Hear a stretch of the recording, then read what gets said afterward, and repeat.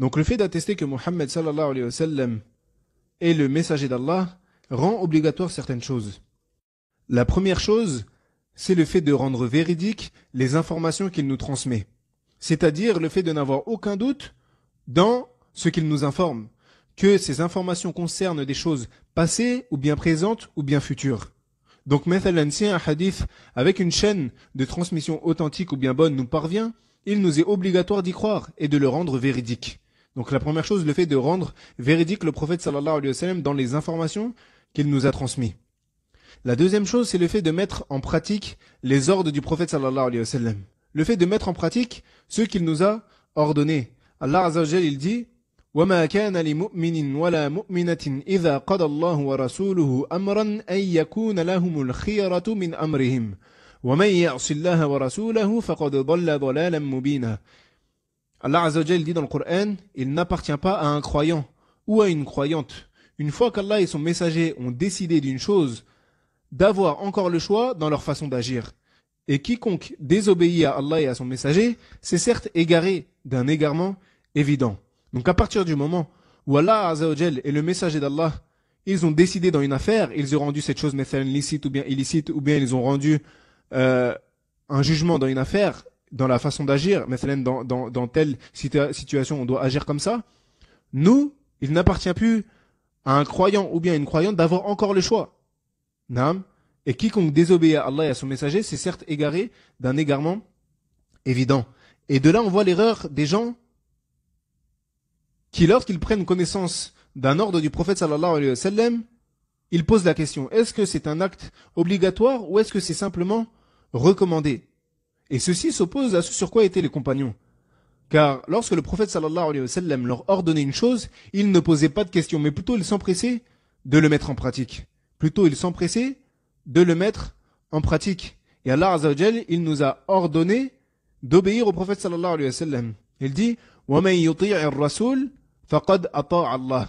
Celui qui obéit au prophète aura certes obéi à Allah. Et comme on l'a dit, les compagnons, lorsque le prophète sallallahu alayhi wa sallam leur ordonnait une chose, ils s'empressaient de la mettre en pratique. Comme par exemple, lorsque Allah Azza wa Jal a fait descendre le verset sur l'interdiction de prendre plus que 4 femmes. Certains parmi les compagnons à cette époque avaient plus que 4 femmes. Et lorsque cet ordre est descendu, ils se sont empressés de divorcer les femmes qu'ils avaient en trop, afin de ne pas dépasser 4. Également, lorsque le vin a été interdit, l'alcool a été interdit, on rapporte que s'écoulaient des rivières de vin dans les rues de Médine. Car ils se sont empressés de casser cet alcool. Ils se sont empressés d'obéir au prophète sallallahu alayhi wa sallam et d'obéir par ce biais-là à Allah Azza wa Jal.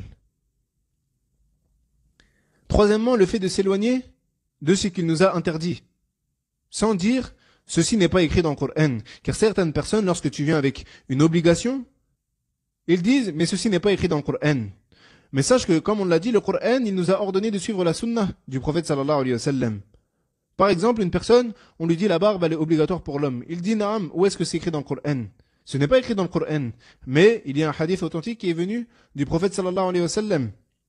Et le Coran, par contre, il nous a ordonné de suivre la sunna du prophète sallallahu alayhi wa sallam. Car comme on l'a dit, il a dit, Allah Azza wa Jal, Man yuti'illah, man yuti'ir rasoul faqad ata'a Allah. Celui qui obéit au prophète a certes obéi à Allah. Également, le fait de ne pas faire devancer la parole de quiconque sur la sienne. Le fait de ne pas faire devancer la parole de quiconque sur la parole du prophète sallallahu alayhi wa sallam. De ce fait, il n'est pas permis de faire devancer la parole d'un imam, d'un cheikh ou d'un marabout sur la parole du prophète sallallahu alayhi wa sallam. Comme par exemple, si tu dis à une personne, le prophète sallallahu alayhi wa sallam a dit ceci, et que celui-ci te répond, Taïb, mais un tel a dit cela. Ceci est une immense erreur. Ceci est une immense erreur. Ibn Abbas radiallahu anhuma, le cousin du prophète sallallahu alayhi wa sallam, il a dit Yushiku an tanzila alaykum hijaratun min as-sama. Aqulu qala Rasulullah wa taquluna qala Abu Bakr wa Umar. Ibn Abbas radiallahu anhuma, il dit aux gens de son époque, il s'en est fallu de peu qu'un rocher tombe du ciel sur vous. Je vous dis, le messager d'Allah Azza wa Jal a dit, et vous dites, Abu Bakr et Omar ont dit. Donc qu'en est-il à notre époque? Ibn Abbas, il a réprimandé ces personnes-là, car lorsqu'il disait, je vous dis, le messager d'Allah a dit, vous vous dites Abu Bakr et Omar, qui sont les deux premiers califes de l'islam. Abu Bakr qui est le meilleur homme de cette communauté après les prophètes et les messagers, puis ensuite vient Omar, donc ce sont les meilleurs hommes de cette communauté. Et Ibn Abbas, il les a réprimandés de cette manière. Donc que dire des gens qui sont autres qu'eux, des gens qui sont autres que Abu Bakr et Omar. Il n'appartient donc pas de faire passer la parole de quiconque sur la parole du prophète sallallahu alayhi wa sallam. Également, cette attestation implique le fait de ne pas innover dans la religion d'Allah et la sunna du prophète sallallahu alayhi wa sallam, que ce soit dans la croyance, ou bien dans les paroles, ou bien dans les actes. De ce fait, les innovateurs n'ont pas mis en application l'attestation que Mohammed est le messager d'Allah, car ils ont ajouté à sa législation ce qui n'en fait pas partie. Donc, parmi les droits du prophète sallallahu alayhi wa sallam, le fait de ne pas innover dans sa religion. Le fait de ne pas innover dans sa religion. Et également, le fait de ne pas innover dans son droit. C'est-à-dire, le fait de ne pas lui donner un droit qui ne fait pas partie de ses droits. Comme par exemple, la commémoration de sa naissance. Ceci est un ajout dans sa législation. Et parmi les droits du prophète sallallahu alayhi wa sallam, il n'est pas venu le fait de commémorer sa naissance. Le fait de fêter sa naissance, ce qu'on appelle al-mawlid. Et également, le fait d'avoir pour croyance qu'il est un prophète et qu'il ne mérite aucune part dans la seigneurie, qu'il ne mérite aucune part dans l'adoration. Et de ce fait, on ne l'invoque pas, on ne cherche pas protection auprès de lui car c'est avant tout un serviteur d'Allah Azza wa Jal. Allah subhanahu wa ta'ala yaqulu fi al-Qur'an قُلْ لَا أَمْلِكُ لِنَفْسِي نَفْعًا وَلَا ضَرًّا إِلَّا مَا شَاءَ اللَّهُ. Allah Azza wa Jal dit dans le Qur'an, dit au messager, je ne détiens pour moi-même ni profit ni dommage, sauf ce qu'Allah veut. Et de là on comprend l'erreur de ceux qui invoquent le prophète sallallahu alayhi wa sallam. L'erreur de ceux qui invoquent le prophète sallallahu alayhi wa sallam. Et ceci est dû à une faiblesse dans leur religion, mais également à une faiblesse dans leur raison. C'est dû à une faiblesse dans leur religion car la personne, il faut qu'elle soit rattachée à Allah subhanahu wa ta'ala seul, car lui seul peut nous faire profiter d'un bien ou bien repousser de nous un mal. Et l'invocation, c'est une adoration et il n'appartient pas d'invoquer autre qu'Allah Azza wa Jal, comme on l'avait vu dans l'explication de la croyance authentique. Le prophète sallallahu alayhi wa sallam a dit ad-du'a huwa al-ibada. Il dit l'invocation est l'essence même de l'adoration. Donc il n'incombe pas d'invoquer autre qu'Allah Azza wa Jal. Et également, c'est dû à une faiblesse dans la raison. Car si le prophète sallallahu alayhi wa sallam, il ne détient pour lui ni profit ni dommage, comment peut-il détenir cela pour autre que lui?